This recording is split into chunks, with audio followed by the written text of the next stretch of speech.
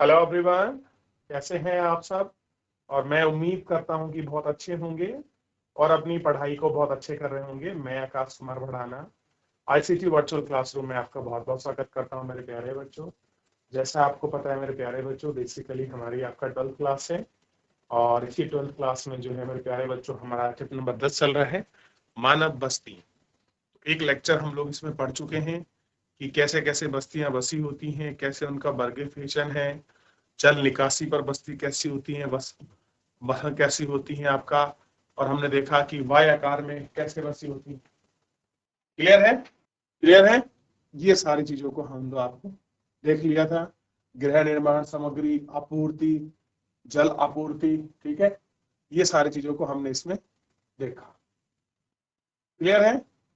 तो हमने देखा कि कैसे गृह निर्माण सामग्री क्या होती है, आपूर्ति क्या है, सुरक्षात्मक क्या है, नियोजित बस्ती क्या है, और ग्रामीण बस्ती का प्रारूप क्या है। इन सबको हम लोग आपका बड़े अच्छे से आपका देख। क्लियर है? और रेखीय प्रतिरूप बस्ती क्या है, उनको भी हम लोग इसमें देखें। ठीक है? और वाय आकार की किस प्रकार में होती हैं, इन सबको हम लोग देख चुके हैं। तो कल हम वाय आकार तक देख चुके थे। आज हम लोग थोड़ा इससे आगे बढ़ेंगे। तो मेरे प्यारे बच्चों, यहाँ तक किसी का कोई डाउट, कोई क्वेरी, कोई क्वेश्चन हो तो मेरे प्यारे बच्चों आप मुझसे पूछ सकते हो, फिर हम लोग इसमें आगे बढ़ते हैं। चलिए आ देखते हैं। सबसे पहले आप ध्यान दीजिए, इसमें सबसे पहला स्वरूप अगर आप देखोगे तो पहला स्वरूप में देखिए ग्रामीण बस्तियों की समस्या। ये सबसे इंपॉर्टेंट है मेरे हिसाब से। देखिए, शहर बसे हैं, नियोजित हैं, सुनियोजित हैं, कैसी प्लानिंग है, क्या उनका बेसिक इंफ्रास्ट्रक्चर है, प्रॉब्लम क्या है, ये मेन हमारा फैक्टर है कि किसी कोई भी आपकी बस्ती में क्या प्रॉब्लम है। तो देखिए प्रॉब्लम में क्या आया है ग्रामीण बस्तियों में। तो सबसे पहले आप देखिए, विकासशील देशों में ग्रामीण बस्तियों की संख्या अधिक है। विकासशील का मतलब समझते हो, जो आपका अंडर डेवलप कंट्री है, उन क्षेत्रों में सबसे ज्यादा क्या मिलेंगे आपको, विकास जो है आपके ग्रामीण संख्या देखने के लिए मिलेगी। यानी कि जितने भी अंडर डेवलप कंट्री हैं, डेवलप्ड कंट्री हैं, उन सारों पर आपका क्या मिलेगा, हम लोगों को आपका बेसिकली ये सारी चीजें देखने के लिए मिलती है। एवं इनका आधारभूत ढांचा भी अविकसित है। और क्या कह रहे हैं कि इनका जो आधारभूत ढांचा है वो अभी अविकसित है। ये नियोजित एवं सम्मुख बड़ी चुनौती है, सुअवसर और आपका प्रस्तुत करती है कि क्या क्या इनकी जो इनकी सम्मुख सबसे बड़ी चुनौतियां हैं उनको हम लोग आपका देखते हैं। तो क्या कह रहे हैं, ध्यान दें, विकासशील देशों में ग्रामीण बस्तियों में जल की आपूर्ति की पर्याप्त नहीं है। तो सबसे प्राइम समस्या क्या है, जल की आपूर्ति ग्रामीण समस्या में सबसे बड़ा बाधा बनी हुई है। ठीक है? पर्वतीय एवं शुष्क क्षेत्रों के निवासी में पेयजल हेतु लंबी दूरी तय करनी पड़ती है। जो आपके हिल एरियाज में रहते हैं और जो ड्राई एरियाज में रहते हैं, शुष्क एरिया में, शुष्क एरिया मतलब जहां पर ड्राई है, चाहे वो शीत में हो चाहे आपका कोल्ड हॉट में हो, दोनों में ये ड्राई पोजिशन होती है। क्लियर है? तो उनको क्या करनी पड़ती है, निवासियों को लंबी दूरी तय करनी पड़ती है। जल जनित बीमारी जैसे हैजा, पीलिया आदि सामान्य समस्या है। यहाँ पर क्या मिलेगी, हैजा, पीलिया, ये सारे जो है ये समस्या जो है आपको देखनी पड़ेगी। दक्षिणी एशिया के देशों में प्राय बाढ़ और सूखे से ग्रस्त हैं। जो साउथ एशिया है उसमें क्या मिलेगा, बाढ़ और सूखे की जो कंडीशंस है ये सबसे ज्यादा है। या तो फ्लड बहुत ज्यादा आएगी और नहीं आएगी तो आपका इतना कम होगा कि बारिश ही नहीं होगी। क्लियर है? तो आपका ये चीज हमको बेसिकली इसमें देखने के लिए, बाढ़ वगैरह। ठीक है? सिंचाई सुविधा को कम करने हेतु किस पर निर्भर है, कृषि पर। तो सोच घर एवं कूड़ा कचरा निरस्त की सुविधाएं कैसी होती हैं, नगण्य होती है। यानी कि सोच घर कैसा होगा, उस कूड़े का निस्तारण कैसा होगा, उसके लिए प्लानिंग क्या होगी, इसका कोई भी ऐसा हमारे पास आपका बेसिकली प्लानिंग नहीं है। क्लियर है? चलिए, तो जिससे क्या होती है, स्वास्थ्य संबंधित आपकी समस्या क्या है आपकी बनी हुई है। ये देख लिया। चलिए अब इसके बाद ठीक है।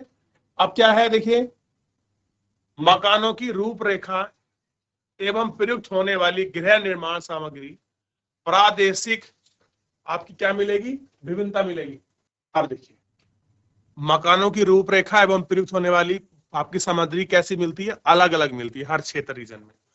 मकान मिट्टी लकड़ी छप्पर के बने हो सकते हैं। छप्पर का मतलब आप जानते हैं छप्पर क्या होता है। मिट्टी के मकान समझ आते हैं, लकड़ी के समझ आते हैं, छप्पर के कैसे होते हैं, जो घास फूस से बने मकान होते हैं उनको हम छप्पर के मकान कहा जाता है। उनमें भारी वर्षा एवं बाढ़ में काफी नुकसान पहुंचता है और हर वर्ष उनमें उचित रख रखाव की आवश्यकता होती है। कैसी होती है उचित रख रखाव। अधिकतर मकानों की रूपरेखा ऐसी होती है जिसमें प्रयुक्त तात्वन नहीं होता। ऐसे में मकान में मनुष्य के साथ पशु भी रहते हैं। इसी मकान में पशु सोड और चारे के रखने की जगह होती है, इसलिए इन्हें जंगली जानवरों के पालतू पशु और उसके चारे की भी रक्षा का उचित ढंग से होती है। यानी कि उनका जो चारा है वो भी हमको अच्छा रखना है और किस तरह से उनको मेंटेन करना है, ये सारी चीजें हम लोगों को इसके अंतर्गत बेसिकली एक एक करके आपका देखनी होती है और बात करेंगे हम इनमें क्या है। कच्ची सड़क एवं आधुनिक संचार के साधनों की कमी यहाँ की प्रमुख समस्या है। कैसी है, यहाँ की प्रमुख समस्या है। वर्षा ऋतु में इन क्षेत्रों का संपर्क आसपास के क्षेत्रों से कट जाता है। कैसा होता है, इन क्षेत्रों से कट जाता है। बारिश में जब आपकी रोड खराब हो जाएगी, कनेक्टिविटी टूट जाएगी, लोग कैसे आ सकते हैं। अपने यहाँ तो बड़े पहाड़ में बड़ा कॉमन है, जब वर्षा होती है तो बच्चे स्कूल जा रहे थे, वापस आए वो रोड ही नहीं दिखाई दी, क्लियर हुआ, बच्चे फंस जाते हैं। तो जिससे आपातकालीन सेवा प्रदान कराने में गंभीर कठिनाई उपलब्ध होती है। विशाल ग्रामीण जनसंख्या के लिए स्वास्थ्य एवं शिक्षा संबंधी पर्याप्त सुविधा प्रदान करने में कठिनाई हो। यह समस्या उस समय में विकट हो जाती है जब ग्रामीणीकरण उचित प्रकार से नहीं हुआ हो, यानी कि स्टेबलाइजेशन अच्छे से नहीं हुआ हो एवं विशाल क्षेत्रों में मकान दूर दूर तक विकसित होते हैं। कैसे हैं, दूर दूर तक विकसित हो। तो बेसिकली ग्राम में क्या समस्या है, गांव की समस्या को अगर आप देखोगे तो गांव में सबसे बड़ी जो आम समस्या है वो है आपका मेरे प्यारे बच्चों, जल की समस्या है और जल जनित बीमारी की समस्या है। कूड़े सोच का निस्तारण कैसे हो, ये समस्या आम बनी हुई है। ठीक है, और उसके साथ मकानों में जो रख रखाव है वो रख रखाव कैसे होगा, ये भी एक अपने आप में समस्या है। ठीक है, और कच्ची लकड़ी से बना है, उसके बाद वर्षा और बाढ़ की स्थिति में क्या हो सकता है, कैसे नुकसान होता है, उसी के साथ पशुओं को रखना पड़ता है। ये सारी समस्या हम लोगों को बड़े आम रूप में देखने के लिए मिलती है। अब है नगरीय बस्ती को हम लोग थोड़ा सा देख लेते हैं कि नगर में क्या स्थिति बनी हुई है। नगरीय बस्तियां, तीव्र नगरीय विकास एक नूतन परिघटना है। नूतन का मतलब होता है नवीन या नया। कैसी है, एक नवीन नूतन घटना है। कुछ समय पूर्व तक बहुत ही कम बस्तियां कुछ हजारों से अधिक निवास वाली थी। कह रहे कि एक समय था कुछ समय पहले की जिसमें लोग केवल 1000 लोग रहते थे। ठीक है, प्रथम नागरिक बस्ती लंदन शहर की जनसंख्या लगभग थी। आप देखिए सबसे पहले अगर आप सिटी की बात करोगे तो लंदन सिटी की जनसंख्या लगभग इतनी ईस्वी में 10 लाख हो गई थी। तो पहला शहर बसा लंदन का 1810 में, उस समय शहर में 10 लाख लोग इसकी संख्या में आ गए थे। और 1992 में विश्व की करीबन 175 नगर आए और 10 लाख से अधिक जनसंख्या वाले थे। यानी कि 1982 में अगर आप देखोगे तो उस समय टोटल के 175 बड़ी सिटीज थी पूरे वर्ल्ड में, और कितने थे, सब में आपका 10 लाख से अधिक क्या थी, सबकी पॉपुलेशन थी। क्लियर है। 1800 में विश्व में केवल 3% ही नगरीय बस्ती का निवास था। 1800 के समय में कितने थे, पूरे वर्ल्ड में केवल 3% ही आपका नगरीय जो बस्ती थी वो आपका जनसंख्या थी। यानी कि जितनी भी टोटल आपकी पॉपुलेशन है उसका 3% लोग कहाँ रहते थे, आपका जो नगर है नगरीय में रह रहे थे। कब रह रहे थे, 1800 के आसपास, 1800। तो इस समय तो लोग आप खाना नहाना नहीं जा, मतलब इस तरह की क्या चीजें नहीं थी, सुविधा का कोई चीजें नहीं थी, तो उस समय लोग जो बढ़ गए वो शहरी मान रहे थे, उसमें उनको डेवलपमेंट मिल रहा था। जबकि वर्तमान समय में 54% जनसंख्या नगरों में निवास करती है। कितना परसेंट पॉपुलेशन वर्ल्ड की? 54% पॉपुलेशन क्या करती है? सिटी में निवास करती है।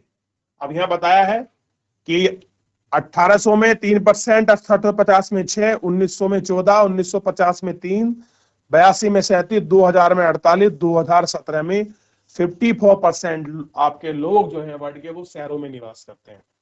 तो गांव में क्या है, जनसंख्या कम निवास करती है तुलनात्मक रूप से आपका शहर में। तो ये विश्व परिप्रेक्ष्य में था, वर्ल्ड, ये आपका स्टेट टू स्टेट में नहीं था या फिर नेशनल पर्पस पर नहीं था, ये वर्ल्ड लेवल पर था। क्लियर है? तो वर्ल्ड लेवल पर जो था हमने इनको देख लिया। फिलहाल आप इसको देख लीजिए, यहां तक पढ़ लिया हमने। अब इससे आगे बढ़ेंगे, किसी को डाउट कोई क्वेरी हो आप मुझसे पूछिए। चलिए, यहां तक किसी को डाउट कोई क्वेरी, आगे बढ़ जाए। अगला है नगरीय बस्ती का वर्गीकरण। नगरीय क्षेत्रों की परिभाषा एक देश के से दूसरे देश में विभिन्न है। यानी कि सिटी क्या होंगी, अगर इसकी डेफिनेशन को देखोगे हर देश में अलग अलग है। वर्गीकरण को सामान्य आधार जनसंख्या के पर है, मनुष्य द्वारा किया गया व्यवसाय और प्रशासकीय ढांचा। यानी कि किसके आधार पर आप लोग वो करोगे, बेसिकली डिफरेंसेस करोगे, तो दो अंतर दिवाए हैं, उनके ऑक्यूपेशन के और उनका जो प्रशासनिक ढांचा है, एडमिनिस्ट्रेटिव ढांचा, उसके आधार पर इन्होंने क्या किया है, डिस्ट्रीब्यूशन इन्होंने किया है। क्लियर है? जैसा जनसंख्या का आकार, नगरीय क्षेत्र की को परिभाषित करने के लिए अधिकतर देशों में इसी मापदंड को अपनाया जाता है। कि अगर आप देख रहे हैं कि आपको परिभाषा करना है कि कौन सिटी है, कौन नगर है या नहीं है, तो उसके लिए जनसंख्या का जो आकार है उसी को हम लोग देखते हैं। और बहुत सारे देश इसी बेंचमार्क यानी कि इसी मापदंड को आपका फॉलो करते हैं कि हम कैसे पता करें कि कोई सिटी है, कैसे उसको डिपेंड करें। कह रहे हैं कि नगरीय क्षेत्र की श्रेणी में आने वाले जनसंख्या के आकार की निचली सीमा कोलंबिया में 1500, अर्जेंटीना और पुर्तगाल में 2000, संयुक्त राज्य अमेरिका थाईलैंड में 2500, भारत में 5000, जापान में 30,000। भारत में जनसंख्या के अतिरिक्त जनसंख्या घनत्व 400 वर्ग मीटर होना चाहिए। अब समझिए, अगर आप अर्जेंटीना और आप पुर्तगाल में हैं, तो अगर किसी जगह पर 2000 लोग हैं तो वहां हमने उनको शहर कह दिया। यूएस और थाईलैंड में अगर 2500 लोग हैं, भारत में 5000 की अगर कहीं जनसंख्या तो हमने उसको सिटी कहा है, और 30,000 कहीं लोग हैं तो जापान उसको सिटी कहता है। हम बात करेंगे बेसिकली भारत की, तो जिस क्षेत्र में या फिर कहीं भी नगर में, पालिका में, अगर आपका कहीं भी किसी जगह पर टाउन में अगर कोई 5000 लोग रहते हैं तो वो नगर है। और ध्यान रखिए, नगर के साथ साथ आपको पता होना चाहिए भारत में जनसंख्या घनत्व भी वेरी किया जाता है कि 5000 का जनसंख्या वाला आपका क्या हो, नगर हो, और साथ में 400 वर्ग किलोमीटर प्रति व्यक्ति क्या होना चाहिए, उसका जनसंख्या घनत्व जो है वो भी होना चाहिए। एवं साथ ही गैर कृषि कार्य में जनसंख्या में लगे परसेंट भी देखा जाता है। यानी कि उस 75% लोग नॉन एग्रीकल्चर सेक्टर में लगे हो। यानी कि भारत में सिटी कहने के क्या मापदंड है, तो भारत में 3 मापदंड हमारे सामने आएंगे। पहला, 5000 की पॉपुलेशन हो, दूसरा 400 आपका वर्ग किमी हो, ठीक है, और तीसरा आपको देखना है, इसी तीसरे में क्या होगा कि आपका 75% लोग कैसे हो, नॉन एग्रीकल्चर एक्टिविटी में आपके लगे हो। तो हम कह सकते हैं कि ये क्या है, इसी के लिए 3 मापदंड आपको पता होने चाहिए। लिख लीजिए, भारत में शहर होने के 3 के क्या मापदंड है, देख लिया। आगे बढ़े, चलिए आगे बढ़ जाते हैं। देख लिया, और तीनों जो मापदंड थे यानी कि जो बेंचमार्क थे आपने लिख लिए, क्या होने चाहिए भारत में शहर के लिए। आइए थोड़ा सा और वर्ड परिप्रेक्ष्य में हम इन चीजों को लिखते हैं और देख भी लेते हैं। और कह रहे हैं साथ ही गैर कृषि कार्य में लगी जनसंख्या पर भी ध्यान रखना जाता है। विभिन्न देशों में जनसंख्या घनत्व अधिक या कम होने की स्थिति में घनत्व मापदंड उनके अनुरूप बढ़ाया घटाया जा सकता है। यानी जनसंख्या की दृष्टि से जो बेसिकली डेंसिटी वाला है उसका जो मापदंड है उसको बढ़ा सकते हैं और घटा भी सकते हैं। जैसे डेनमार्क, स्वीडन, फिनलैंड में 250 व्यक्ति यानी कि 250 व्यक्ति जनसंख्या वाले पर सभी नगरीय क्षेत्र कहलाते हैं। आप जहां पर 250 लोग रहते हैं वो सभी शहर हैं डेनमार्क, स्वीडन और फिनलैंड में।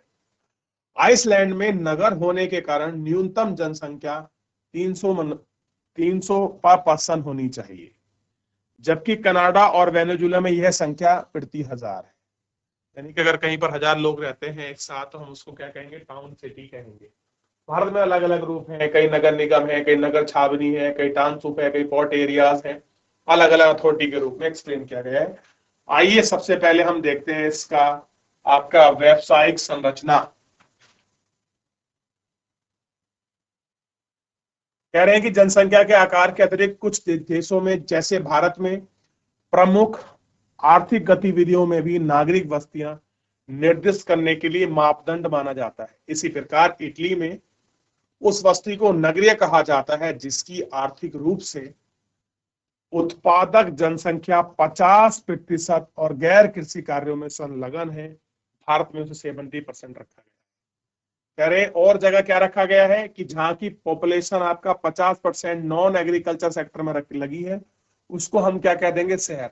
जबकि भारत में क्या कर दिया इसको 75%। और मैंने आपको अभी यही समझाया है ना कि भारत में क्या रखा है 75% का उन्होंने मापदंड रखा है कि भारत की अगर कोई ऐसा शहर कोई जगह है जिसकी आपका जनसंख्या में 75% नॉन एग्रीकल्चर एक्टिविटी है तो हम उसको as a count of city करेंगे, हम शहर में उसकी गणना करेंगे। अगला है प्रशासन, एडमिनिस्ट्रेटिव। क्या है एडमिनिस्ट्रेशन में? कुछ देशों में किसी बस्ती को नगरीय बस्ती का वर्गीकरण करने हेतु प्रशासनिक ढांचे को मापदंड माना जाता है। एग्जाम्पल के लिए भारत किसी भी आकार की बस्तियों को नगर के रूप में वर्गीकृत किया जाता है कि हम किसी को भी उसको वर्गीकृत कर सकते हैं, उसको क्लासिफिकेशन कर सकते हैं यदि वह, देखिए वही बात आ गई, कैसे? नगर पालिका आपने सुना होगा, छावनी बोर्ड, अधिसूचित नगर क्षेत्र समिति। इस प्रकार लैटिन अमेरिका देश में ब्राजील, बोलीविया में जनसंख्या आकार को ध्यान में नहीं रखते हुए बल्कि प्रशासकीय केंद्र को भी नगरीय माना जाता है। एडमिनिस्ट्रेटिव जो एरियाज हैं हम उनको सिटी में एज ए काउंट कर लेते हैं। दूसरा है, अगला नंबर आया नंबर 3, चेक करेंगे स्थिति।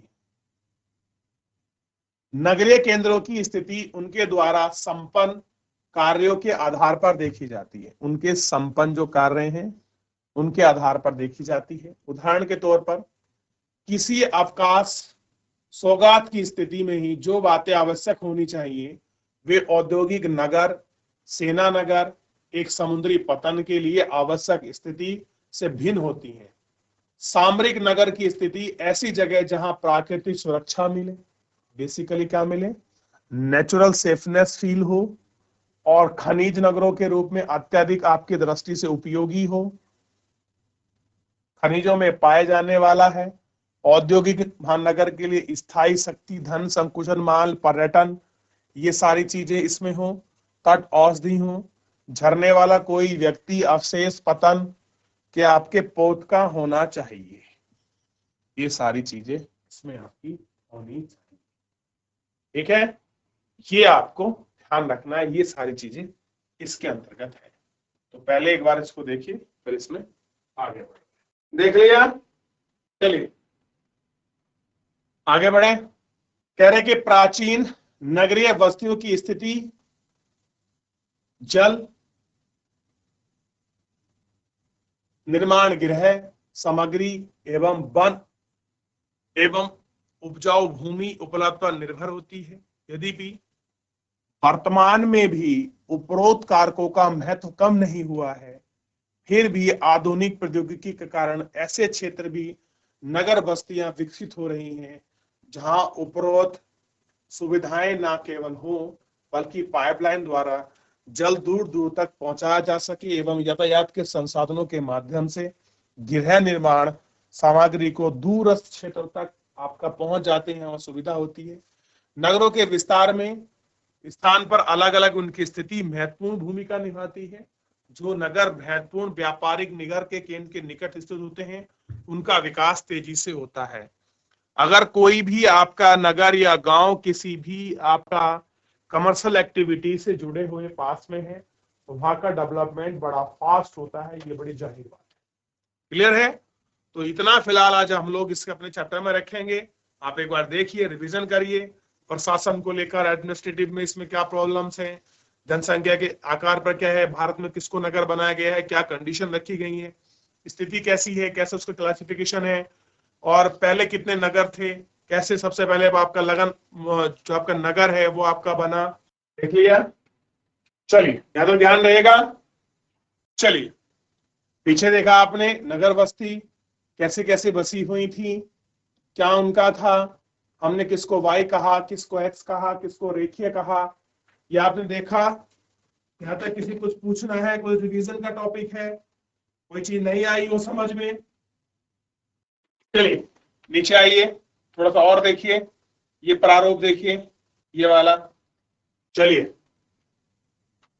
तो मेरे प्यारे बच्चों, इस तरह से हमने पूरे चैप्टर को इसमें देख लिया। जो भी इसमें महत्वपूर्ण चीजें थी उनकी सभी की हमने बात कर ली।